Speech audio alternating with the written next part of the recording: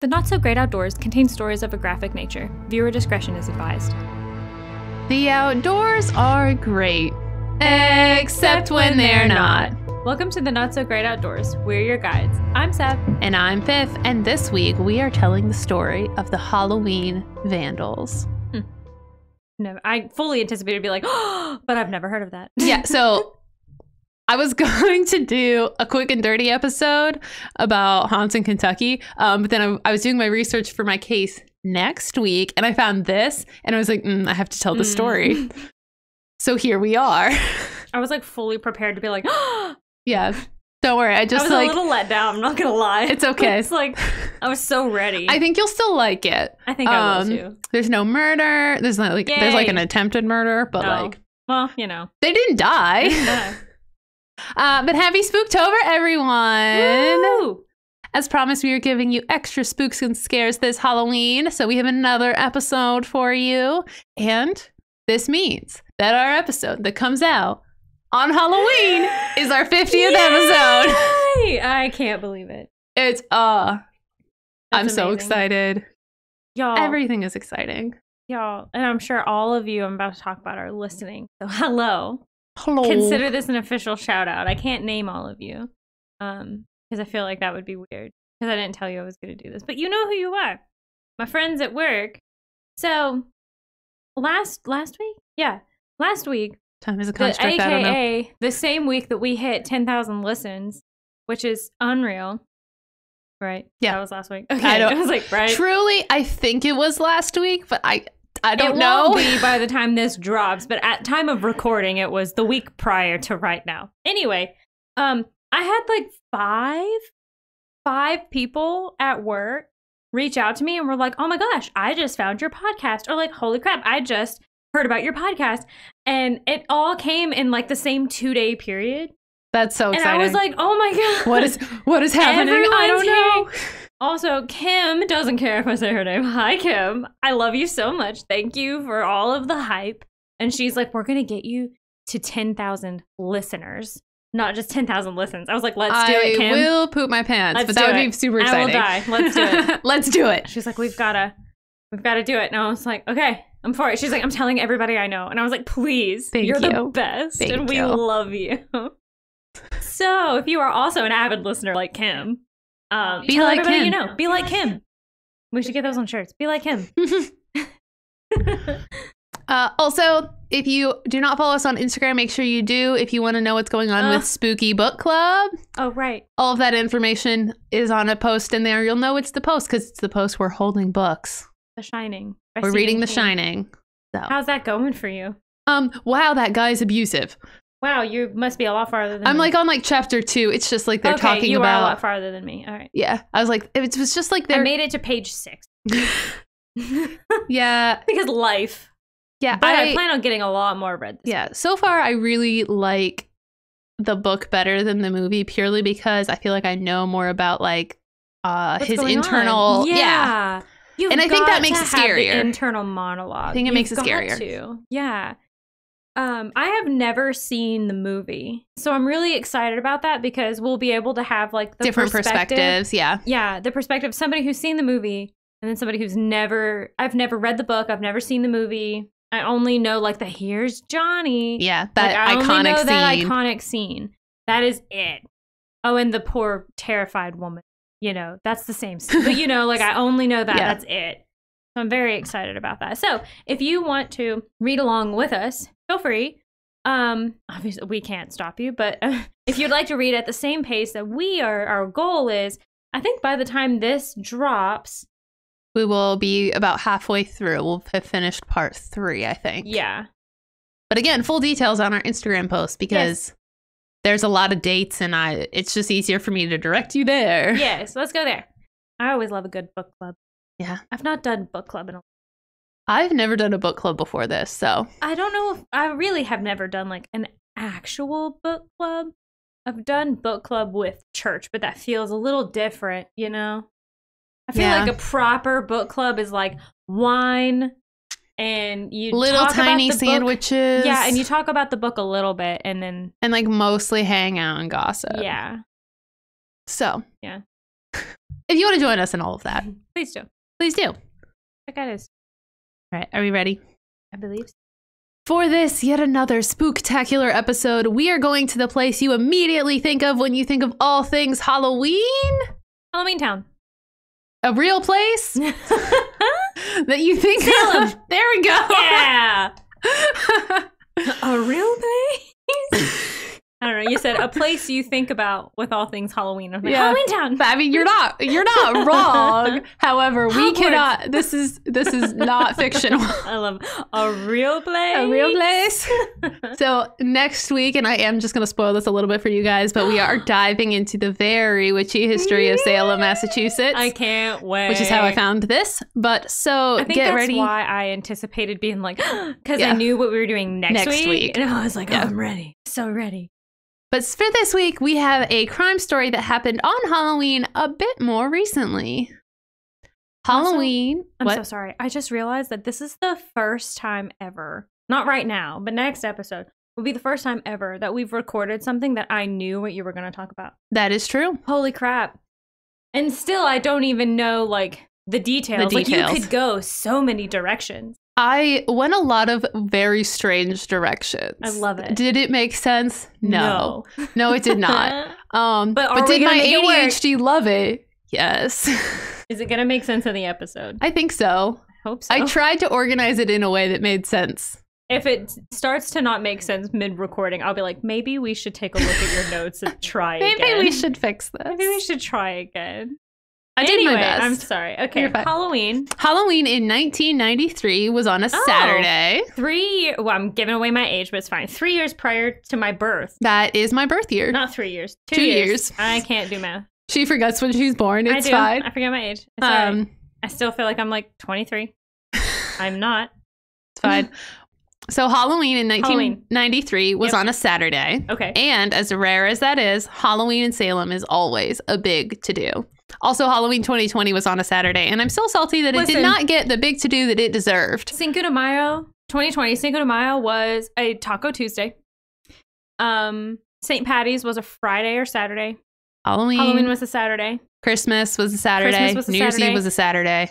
So, like, you know the part in Star Wars where Obi-Wan is like, you were the chosen one. That's like last year. 2020. You were the chosen. Also, you just messed up. It's almost 2022, and I'm still not done processing 2020. Yeah, I need time to stop for a minute. Yeah. Let's just have a moment of silence for my sanity. Thank you. Okay, resume, please. I'm so sorry. So in Salem, not only is there trick or treat, but there's always a giant party for all of the adults after the kiddos go to bed. And school got out early, so everyone could prepare if it was on a weekday. That's not in this story, but like normally.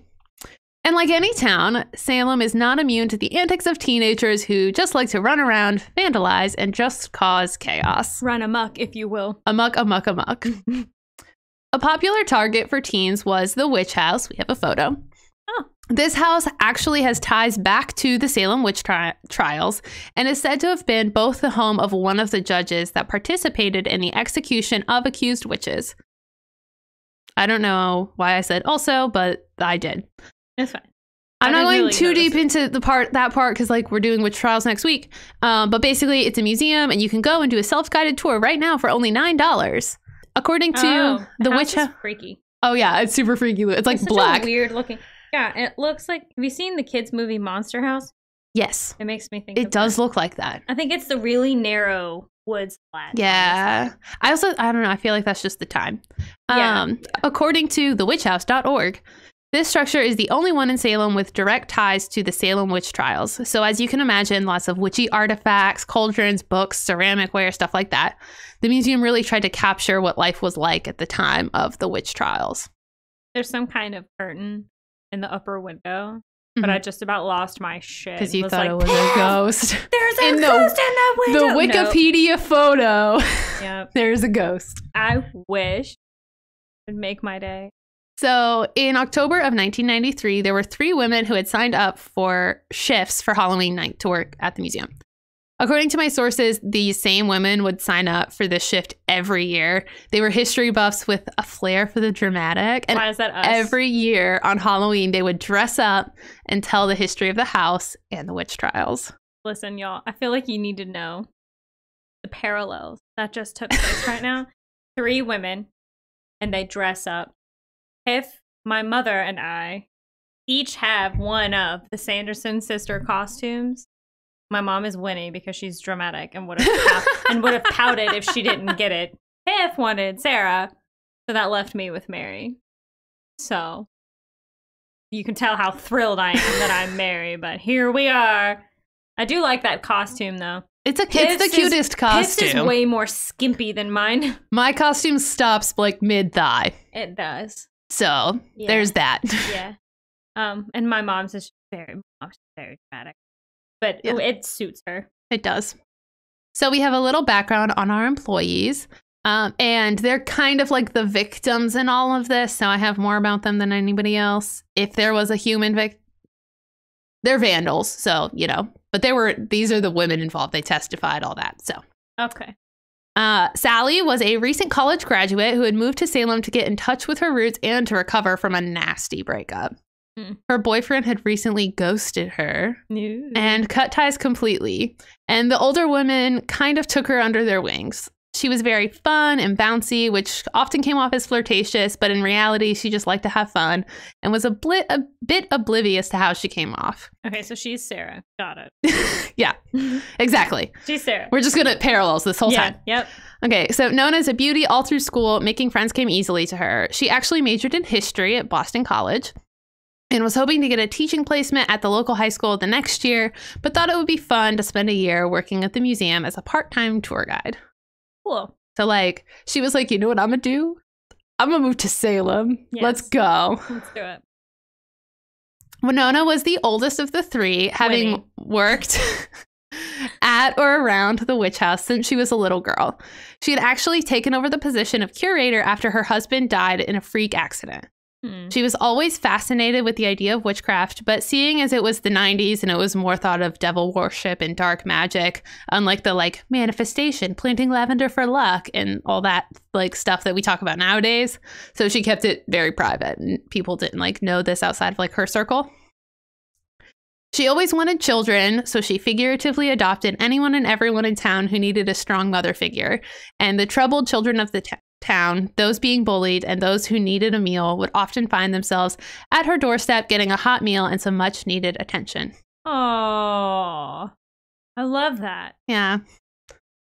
Melissa, who is our 3rd employee. Mary, listen. All right. We got Sally, who is Sarah. Winona. Like Winona Ryder. Who is Winnie. And Melissa is Mary. Listen. All right, just go with me on this. Okay, I'm with you. I love it. That's so funny. Okay. She was in between the 2 in age, and we actually know the least about her. I know she grew up in Salem, and she always was kind of like a bit off. She was kind of like one of the outcast kids and was taken under Winona's wings as a teenager. And she was actually hired on as part of the cleaning staff when she graduated high school. So she kind of was like on the outskirts. And then Winona was like, hey, like, come over here. That tracks because Mary was the least appreciated. I mean, Winnie didn't appreciate either of them. I don't think any of them appreciated each other. No. So while Halloween was always a fun time for those in Salem, the witch house was no exception. During the day, there would be more interactive tours, a bonfire for the kiddos to kick off trick-or-treat, but at night, they had to go on the defense. It was a well-known rite of passage that kids would try to break into the house around midnight every Halloween. It was rumored that artifacts inside the museum were haunted and that the spirits haunting them would come alive on Halloween. Obviously, this attracted all of the city's troublemakers. Yeah. And every Halloween, the museum would suffer damages and breaks in. So it was company policy to have multiple employees on site. And so our 3 women that were there.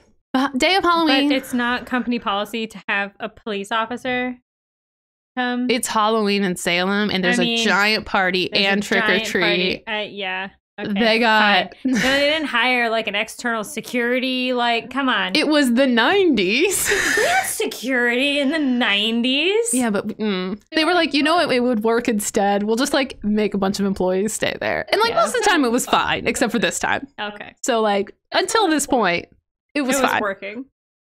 The day of Halloween went off beautifully. As the kids left the bonfire for trick-or-treat and the adult party's final touches were being made, the women at the museum went through their cleaning and lockup ritual. Trash was placed in dumpsters, shades were drawn. The fire inside the hearth was lit to save electricity. Hearth. Sorry, that just got my attention. Words are hard. For whatever reason. Words are hard. Okay, we can start with. And the women settled into the main living room for a night of scaring off teens and protecting the artifacts inside. Teens. I feel like they were just standing out there like, hey! Hey! Get out! Unfortunately for them, this would not be any normal Halloween night. We do know about a lot of the details from that night from the women and their testimony, which is always really cool because we don't always know that much. Mm-hmm. And as always, full links in the blog. So around 11:30, their first set of teens showed up. They got as close to the front... I didn't write this sentence well. They got as close to the house as the front stoop before Sally flickered the outdoor lights repetitively, which was enough to scare them away. I love that. The women inside collapsed into laughter as they bolted down the sidewalk back to the safety of the streetlights. At this point, we have our vandals. They were teenagers, so, minors. So the only thing we know are first names and ages, because I couldn't find that much more. Also, they're the bad guys, so whatever. Their names were Allie, 17, and Alex, 16. Female and male? Yes. Okay. Yeah, Allie, female, Alex, male. Okay. So right around midnight, this daring duo approached the witch house. Daring love that. duo. We love a good alliteration. Accounts differ on whose idea it was to go there in the first place, but I tend to believe that it was Alex because it seems like a thing teenage boys would do. Yeah, to try to impress a teenage girl. Yeah, for like, sure. God, I bet we can break in. Mm-hmm. Like, I'm not scared. They approached quietly, so the women inside didn't hear them coming up. Yeah, I'm sure the other group were like, giggling or stomping or whatever. Yeah, just being teenagers. I feel like middle schoolers probably the first round. Like 8th grade. Oh, yeah. So the teens picked the lock and quietly entered the dark house. According to the women's testimony, at the time that the teens entered, the women, trying to like differentiate on who are they, the women were actually upstairs doing a routine check of the windows and like securing everything. So like every hour they had to like do a whole house loop. Yeah. But I don't know why they were all together. It seems like they didn't need to be, but they were all upstairs doing this loop just to like check on everything, make sure like no windows are broken. Outside. Yeah. Are there in that photo, were there like trees outside? Is that possible? Could somebody have climbed a tree? Somebody could have stolen their dad's ladder. Oh, I mean, yeah. I can't tell from the back, but also these windows hardly seem large enough. And they're also multi-paned. Like they've got the diamond shape, so you couldn't go through them anyway. Unless that's only these. Yeah, there could be other windows. Because there's some on the bottom that look like you could jimmy them to like slide it up. Yeah. But the rest of them look fairly solid, unless they're those fancy ones that open out like a door. Well, and those could be the new windows that they... Yeah. Like they could have had to replace them because of teens being done. Yeah, but almost all of them, especially the upper level, look like they have that like diamond like shape. Okay. But they could be able to be opened. Who knows? Who knows? Not me. But on the front and the side that we can see, there doesn't look like there's a tree that they could use. But around the back, I can't tell how far away those trees are. So, okay, maybe, solid, maybe, perhaps, mayhaps. So, but they're upstairs, so they don't know that this is happening downstairs. Yeah. Downstairs, our vandals were using makeshift lights, which I imagine like nowadays would be like a cell phone light. Yeah. I don't actually know what they were using. Maybe that's just like it was always like makeshift lights. Like maybe they were using like a Zippo lighter, like. Oh yeah, that's exactly. Actually, let's just go with that. They were using a Zippo lighter between the two of them. Between the two of them. Yeah. So they were using makeshift lights for fear that turning on any of the actual lights would alert passerbys to their activities. Not to mention the employees. The people inside. Maybe they didn't know. I mean, I'm assuming they didn't know there were people inside, but probably not. They were there on a mission, trying to steal one of the supposedly most cursed relics. Why? Why would you want to touch it? Because teenagers are stupid. I mean, yeah, but I like to think 16-year-old me would be like, maybe we shouldn't touch the most super cursed relic. Maybe not. Maybe not. Oh, this relic was a register of all of the accused and convicted witches from the original trials that was kept by the judge that used to live there. That would be a really freaking cool artifact to steal. No, not to steal. To see. Yes. Yes. Legal activity. Right. Correct. I thought you were just going to say steal. No, I don't know. No. I mean, if I were a vandal, maybe. But I'm not interested in vandalism. At the present moment. Not right now. So this was kept in a door in a glass case open to the page of Giles Corey, whose story we will be talking about next week. Woo. A man who died rather than enter a plea after being accused of witchcraft. As they approached the book, the women finished their checks upstairs and were making their way back down to the main floor. They turned on the lights, like the ones by the stairs, to see Alex lifting the glass cover off of the book. The following is according to Winona's testimony at the trial. Quote, "We turned on the lights as we went back downstairs. The boy saw us first, grabbed a candlestick, smashed the glass, and grabbed the judge's register. He handed it to the girl and grabbed one of the lit candles while yelling at her to run. Then he threw the candle at us. Sidebar, why? Why? I mean, honestly, physics makes me think it's going to blow out after the force of being thrown. Yeah, in my head, it's one of those like big pillar candles. Maybe. Like, because it has like to have one some of those, weight to it. But like, still, why? Yeah. Also, then if you pick that up and hurl that thing, like you're gonna hot get wax everywhere on yourself. Like, why? Sir. How dumb do you have to be? I mean, he's pretty dumb. He's 17. He's still. pretty dumb. Or 16, whatever. Yeah. Same thing. So he threw the candle at us, which landed on one of the antique rugs, and then he ran. We had to put the fire out, and while we did that, they got away. End quote. I mean, yeah. So he throws a candle, lands on this antique rug, which has to be made of something super flammable. Persian rugs catches don't seem fire. Like they're going to be, very fire safe. And they just run out of the house. Maybe and it's the women really are like, rug. I gotta deal with this fire situation. And this wax that's everywhere, probably. Yeah, like, oh my goodness. Okay. Also, their own burns, I'm sure. Yeah. Maybe. Ugh. So after they managed to put out the fire, the women had a choice to make. And while I might disagree with their choice, and I think you will too, they had their reasons. So they could have called the police. Yes, did they not? No. Why? I'm so annoyed. So all I could find is that they were like, we didn't see him that well, and I don't think he's ever going to get caught. And they're like pretty pissed at this point. So they're like, we're just going to go after them. Okay, never mind. All right, we're getting somewhere. So I mean, I still think you should have called the police. Yeah, did they but call the police after they went after them? Later, yeah. Okay. So I'm not as mad now. So, because I feel like I would have just taken off running after them while the other two started putting out the fire. Yeah. Like, I like to think I'd be the one who's hauling ass down the sidewalk to tackle a 16-year-old kid. Yeah. Who just tried to burn me and my friends within the house. And, like, also, like, if you're this whole, like, think of, like, Winona, this, like, museum is her life. Yeah. I'm surprised she didn't just haul ass down the sidewalk and was like, come here. I'll take you under my wing. So, they decided to go after them. Jeez. Just so they could catch them and have them to turn them in, right? Just so they could, I mean, I get to catch them part, sure. They might not come to the police station immediately. Just kidding. They would go immediately, but I'd probably give them a good smack first. Whap! Yep. One really good one across the face. So they called another museum employee, Will Slaughterman, who is like the typical... That's a name. Whoa. Salem. Will Slaughter a man is what I heard. I know, it's Will Slaughterman. I heard you. But think about it. Will Slaughter a man. Oh my gosh. Halloween. Perfect. No, is it required to have some kind of horror / scary movie / Halloween movie tie back to your name to live in Salem? I mean, maybe. I just like didn't think anything of it because I'm perhaps? Like, I don't know. Oh, Will Slaughterman, that's his name. I'm sitting here like, whoa. I just like, whenever they're like full names, I just copy paste them in. What if his middle name is like A, So it's like, Slaughterman.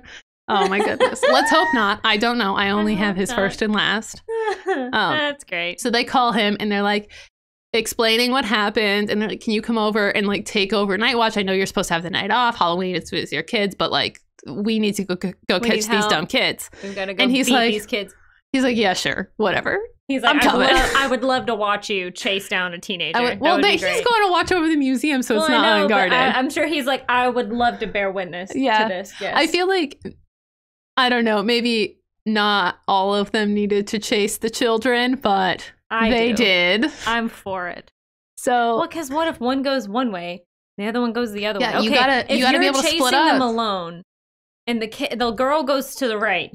And the boy goes to the left. Which way are you going? Who are you chasing? The boy. Me too. Yes. Because she will be like, I'm so sorry. And he's the one who's going to be like... Yeah, also, like, in all technicality, he stole the book. He started the fire. And he endangered their lives. She was just there. Was just in possession of the stolen goods. Also, is she, like, free of all guilt by the end of this? No, she is not. No. However, you know... So at this point in our story, the finer details were kind of harder to get into, but this is kind of what I could piece together. After attempting to literally burn down the house, was it intentional? Maybe not, but still, y'all be cray. Y'all be cray. The teens ran to a literal cemetery with a cursed book. Why? Salem. I have no idea. That's it. Salem. That's it. To me, is there a black cat involved? I'm sure. Not that I'm aware of. I wish. She's holding a black kitten the whole time. The whole time. Maybe for Halloween, she was a black cat. Maybe. Does she have ears? That's. So I have no idea. To me, it seems like a bad idea, especially if you think you're carrying a cursed book, but I digress. I'm sure he handed it to her and she's holding it like, like, what do I do? What do I do? So anyway, they ran into the cemetery, which is where Winona, Sally, and Melissa originally caught up with them. The teens managed to slip away somehow. Of course. So like they catch up to them, they slip away. And then we don't really know how they get from a cemetery where they just lost the teens to the town hall party where all the adults are getting drunk. But somehow they get there. Around like, whose kids are missing? Yeah. So they get there, and the teens are actually there. Oh, also another Hocus Pocus parallel. Big town hall party where all the parents are getting drunk and going crazy. So because Alex is clearly feeling emboldened by all of this, he's super dramatic based on purely what happens next.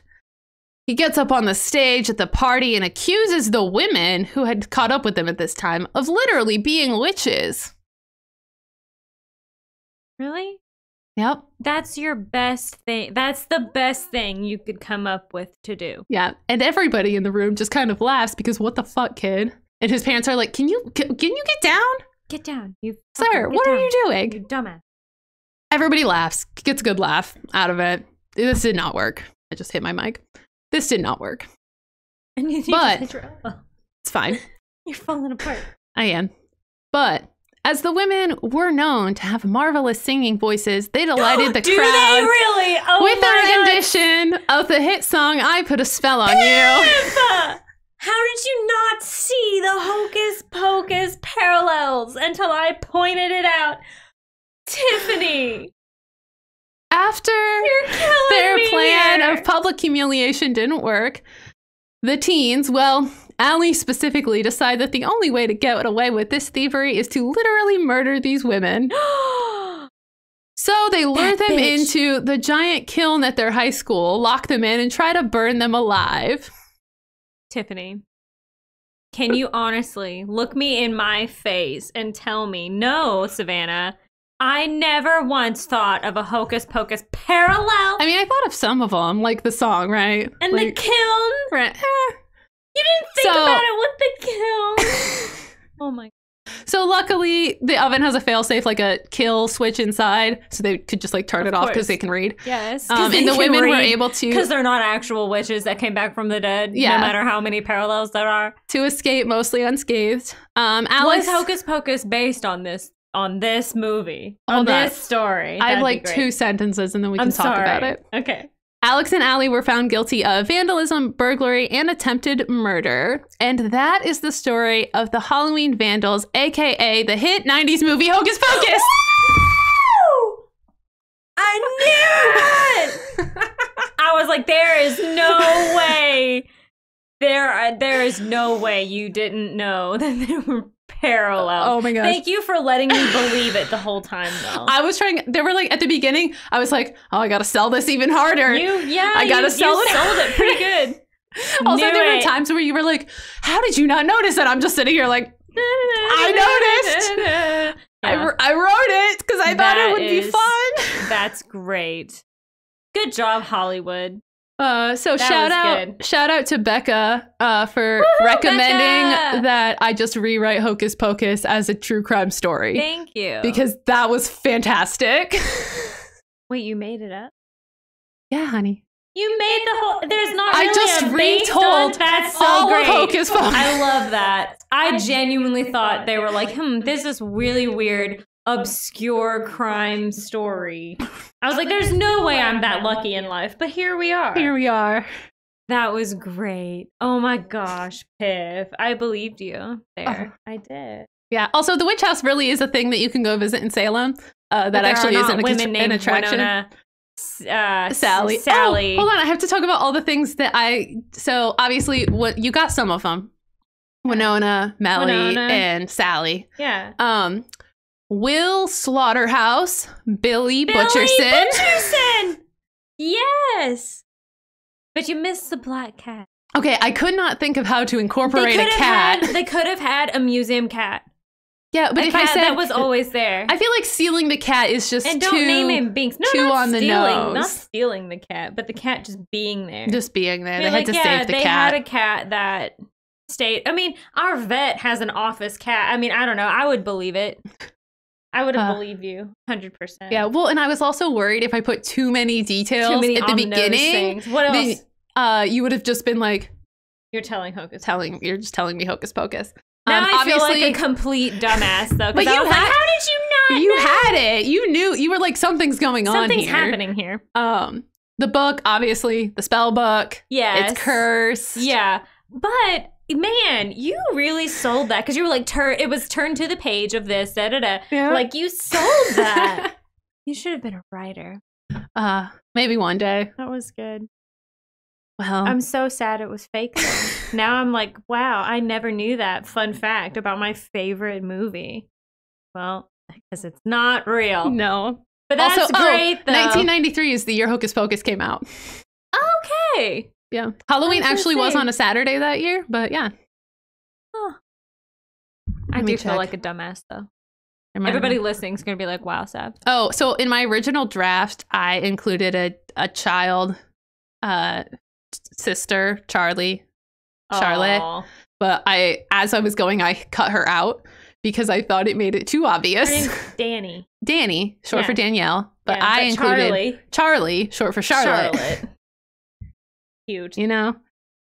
Also, all of their like descriptions included something, well, except for the Mary counterpart included them like wanting to spend time with children and like being around children. Love kids. Yeah. Let's see. I feel so dumb. I genuinely feel really stupid right now. Because you've never tricked me before, though. You lured me in with a false sense of security. I did. Now I'm going to be like, you're shitting me. This is not real. The next time you have a really crazy story, I'm going to be like, I don't believe you. And I'm going to be like, unfortunately, this is true. Yeah. That was just for Spooktober. Like, all the links are on the blog. Yeah, the links are, there is a link to the witch house and the Hocus Pocus movie is cited as a source. IMDb. I feel so dumb. Oh, he broke the glass with a candlestick? That's actually how he breaks it in the movie? Yeah. But they don't set anything on fire. But he does use the fire. No, but he sets off the sprinklers. The sprinklers. Yep. With the Zippo lighter. With the Zippo lighter. Makeshift lighting, which you caught on to. I did, but also that could be $1 flashlights they got from the Dollar Tree on their way. You know, that's like barely anything to light.